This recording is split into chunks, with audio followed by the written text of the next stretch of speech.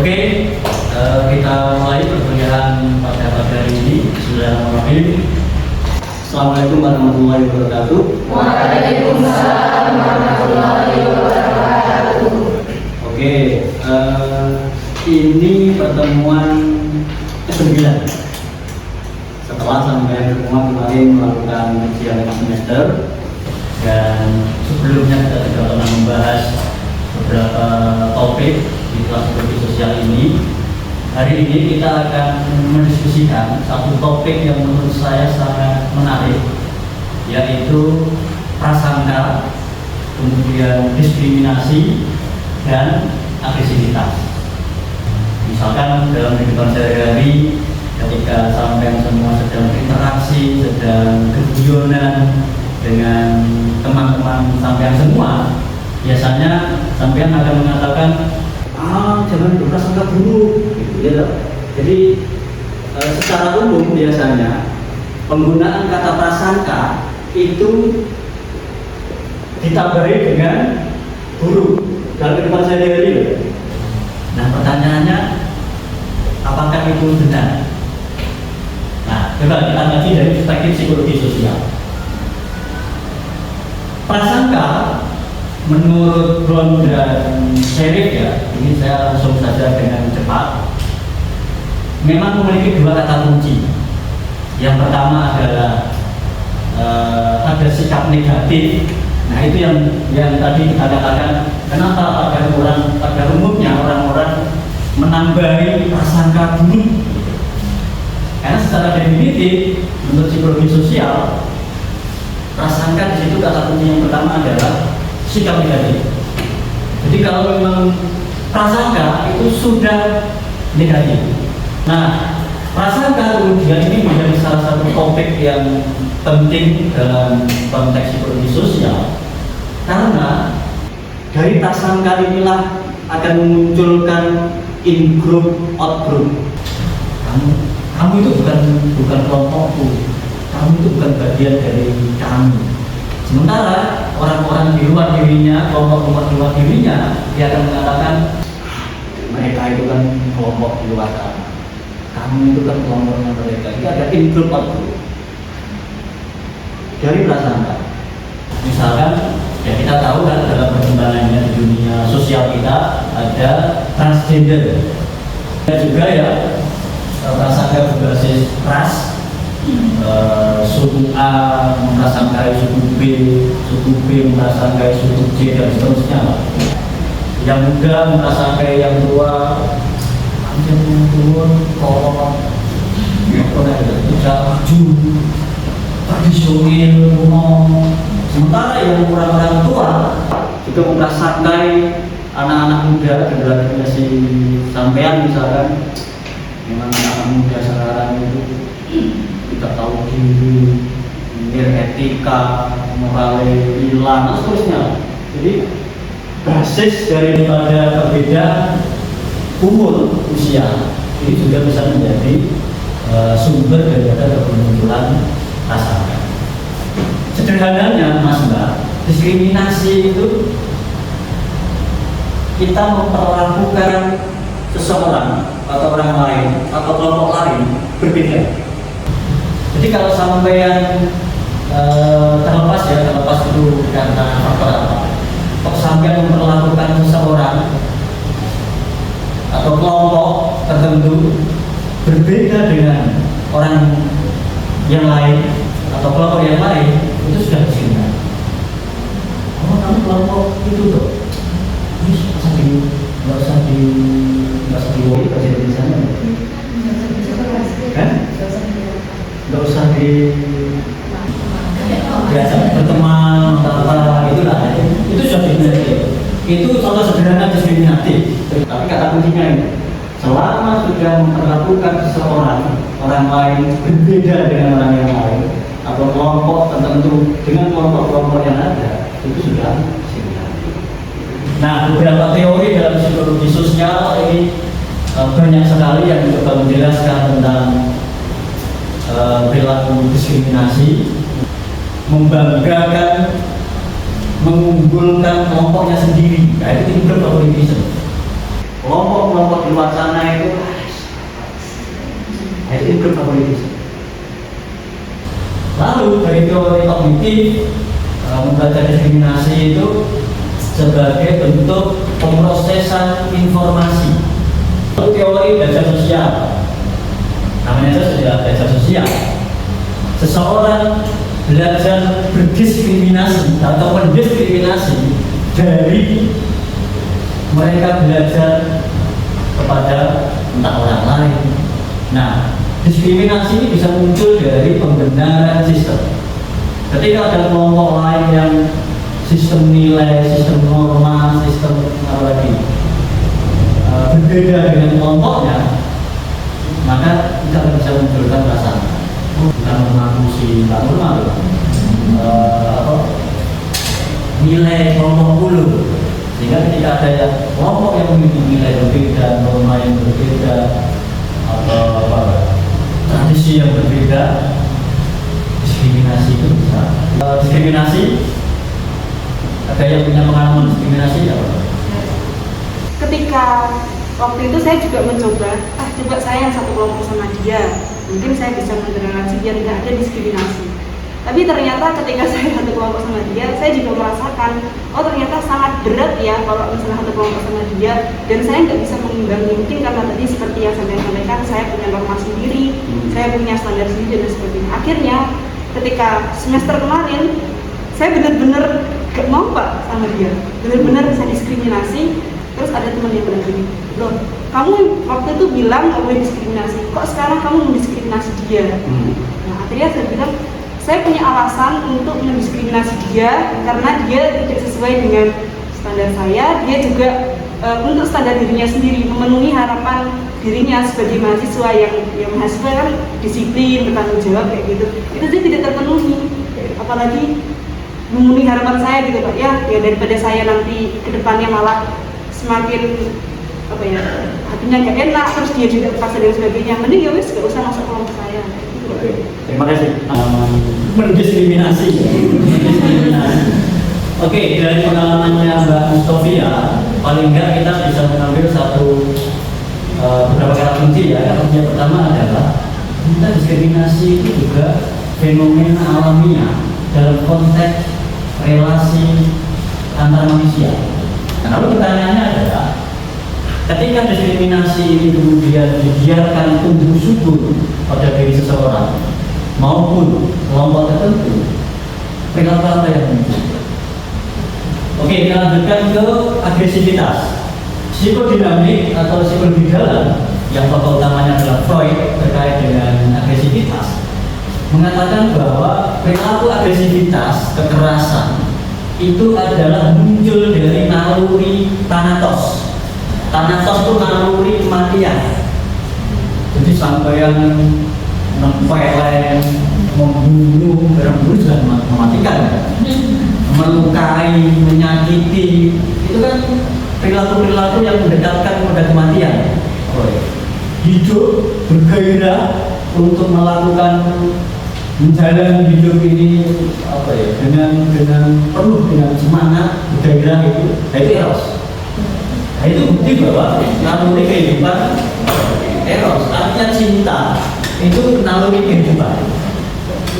Cinta itu naluri kehidupan, seharusnya membuat orang bergairah untuk hidup, semangat untuk hidup, seolah-olah dunia ini milik kita berdua, ya kan? Kita harus hidup sampai 1000 tahun. Oke, ada yang mau share pengalaman tentang agresivitas? Jadi ini mungkin agak ditarik ke belakang. Saya dulu pernah mengalami perilaku diskriminasi sebagai korban. Jadi ketika 2014 saya sempat pindah sekolah dari sebuah SD negeri di Aceh ke madrasah yang itu mondok Pak. Sedikit mengalami, mungkin bisa nanti diluruskan, mengalami perilaku agresivitas yang mana para murid laki-laki itu mulai menyakitinya secara fisik, entah itu yang kadang memukul juga, memaksa kamu tuh harus bisa ngomong pakai bahasa Jawa, harus sama kayak kami dan teman-teman di sini, nggak boleh pakai bahasa Indonesia, jangan kayak orang sok pintar dan lain sebagainya. Ini part yang penting ini Gus. Maksud part yang penting karena dari teori yang kita masuk. Oke, terima kasih Mbak Safaati. Itu ya, jadi Mbak Safaati, kita belajar dari Mbak Safaati ternyata berangkat dari diskriminasi ini bisa memunculkan prasangka antara kelompok satu dengan kelompok yang lain, antara kelompok ini dan kelompok ini, antara kelompok ini dengan kelompok ini, antara kelompok ini dan kelompok ini, sangat memungkinkan muncul prasangka. Lalu ya ini sudah Ketik Gigantor ini satu penelitian menurut saya juga perlu sampai ketahui ya, meta analisis 515 tadi. Prasangka ternyata memang memiliki 3 kekuatan. Pertama, bisa memunculkan empati dari kontak. Misalkan Mas Randa tadi di depan ruang kelas di kelas kita mengakui bahwa Mas Randa adalah seorang yang dengan sangat sering berinteraksi minimal kalau ini pernah foto Mas KAY ini boleh bisa lebih dan seterusnya. Ada dinamika psikologi apa? Apakah sampai yang kehidupan sehari-hari di rumah, di kampungmu terdiskriminasi? Misalkan, pernah nggak sampai merasakan kecemasan ketika berada di sebuah kelompok atau tengah-tengah orang yang sedang melakukan prasangka ini? Dengan adanya kontak kita akan mengurangi kecemasan. Sering kontak akhirnya kenal, ya, akhirnya sampai mengerti. Meskipun di tengah-tengah dengan dosen pun biasanya kecemasannya tidak ada muncul. Oh, tadi itu begitu. Oh, soal idea itu begitu. Oh, apa lagi? Akhirnya kita akan muncul banyak sekali. Hasil dari komprehensi atau kebutuhan pengetahuan kita dengan seseorang atau kelompok. Oke, itu ya. Terakhir ada yang mau bertanya? Bertanya Bapak, Ya, bagaimana pendapat Bapak mengenai terjadinya akhir-akhir itu tentang perguruan silat? Kayak misalnya kan banyak kasus nih Pak. Kemarin juga sempat dengar bahwasanya di Kediri pun ada yang sampai meninggal. Itu bagaimana Pak? Agresivitas itu bisa mempengaruhi hidup itu? Bagi daerah Mataraman paling tidak atau Residen Kediri lah ya, fenomena tentang tahunan pencak silat saya pikir ini juga sudah sering kita lihat. Masing-masing kelompok pencak silat itu sudah muncul in group favoritism tadi, teorinya Serif tadi. Masing-masing kelompok jangan-jangan sudah menganggap bahwa kelompok dulu yang paling unggul, yang paling hebat, yang paling apalagi, sehingga menganggap kelompok-kelompok di luar kelompoknya itu, dan itu mereka membangun itu. Nah, ini menarik kalau untuk dijadikan penelitian skripsi, tapi masih semester 3. Kalian punya waktu untuk berdiskusi dengan kelompok masing-masing. Diskusikan, tentukan kelompokmu apa namanya, atau kemudian itu sebagai kelompok apa sih? Bisa berbasis kelompok hobi, ya, bisa kelompok apapun lah. Nah, beri nama kelompok apa, kemudian sampai identifikasi ciri-ciri kelompokmu itu seperti apa. Oke, terima kasih Mas Mbak. Kita sudah melakukan proses diskusi kecil antar kelompok. Tadi sudah melalui kelompok kecil, kemudian sudah berinteraksi, melakukan kontak, saling bertemu, menyampaikan tentang siapa kelompoknya, identitasnya kelompoknya apa. Lalu pertanyaan saya, dari proses pertemuan antar kelompok ini, sampai bisa membayangkan, taruhlah misalkan ada pertemuan antar kelompok agama, antar kelompok masyarakat yang berbeda-beda itu, ketika melakukan proses bertemu, proses interaksi, proses kontak, akhirnya apa sih yang akan mereka dapatkan? Jadi dari kelompok kami kan memilih sebagai kaum elit, ya. Kaum di atasnya orang-orang kaya. Nah, Dengan kami yang mempunyai kekuasaan, terus ilmu pengetahuan yang tinggi, terus kita juga mewariskan yang namanya status, itu beberapa golongan lain memandang bahwa kita itu kaum-kaum yang sombong. Mereka berprasangka bahwa kita itu kaum-kaum yang sombong, kita kaum-kaum yang gak bisa membuka diri dengan orang-orang miskin. Padahal enggak. Padahal ya di sisi lain kita juga banyak kok mendonasikan harta-harta kita untuk bangun panti asuhan, untuk infak kemana-mana. Cuma bedanya kita itu nggak terlalu banyak omong, kita nggak terlalu butuh validasi untuk diakui sebagai seorang dermawan, karena kita fokusnya kita adalah menjadi orang-orang yang elit tanpa validasi. Kalau misalnya kita udah kan dari awal kita udah punya prinsip kalau misalnya kita itu nggak mau bilang-bilang dermawan dan sebagainya.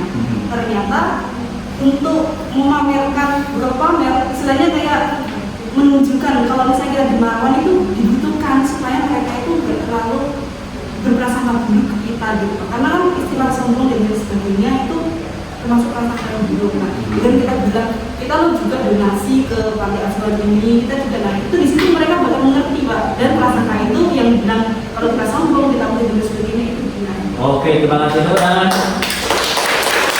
Satu lagi. Setelah menjalin komunikasi dari antar kelompok dari kelompok lain, itu saya mendapatkan sebuah pemahaman di mana prasangka yang sebelumnya saya dapatkan dari pikiran-pikiran saya sebelumnya itu hampir berubah 90%. Jadi berubah yang sebelumnya begini menjadi begitu. Contohnya dari kelompok yang sebelah sana itu dinamai kelompok kucing. Prasangka saya sebelumnya itu karena mereka tidak suka kucing. Terus saya berpendapat bahwa kelompok itu memberikan nama kucing karena mereka tidak suka kucing. Dan setelah saya menjadi komunikasi terus interaksi itu saya mendapatkan pemahaman bahwa kelompok-kelompok tersebut menamai kelompoknya kelompok kucing itu karena mereka punya kucing di rumah. Jadi mereka suka terus akhirnya menamai kelompoknya kelompok kucing gitu. Jadi sebelumnya saya berprasangka seperti ini ternyata gitu. Jadi meluruskan apa yang sebenarnya tidak begitu. Oke, Mas, Mbak, alhamdulillah pertemuan perkuliahan kita di pagi hari ini selesai. Kita bertemu di minggu depan dengan topik kita akan kasih tentang sikap. Nah, sekarang sebelum kita akhiri, ini semacam penugasan kelompok saja. Silakan sampai semua mengamati di lingkungan Anda semua, apakah sampai semua menemukan ada fenomena prasangka, diskriminasi, atau bahkan kekerasan yang dilakukan oleh antar kelompok. Kalau sudah menemukan, coba sampean wawancara sederhana kepada mereka, temukan sebab mengapa mereka berprasangka, mengapa mereka melakukan diskriminasi atau bahkan sampai ke tingkat kekerasan. Itu ya. Nah, tugas ini kita diskusikan di minggu depan untuk masuk ke topik berikutnya. Terima kasih. Kita ketemu minggu depan. Assalamualaikum warahmatullahi wabarakatuh. Waalaikumsalam.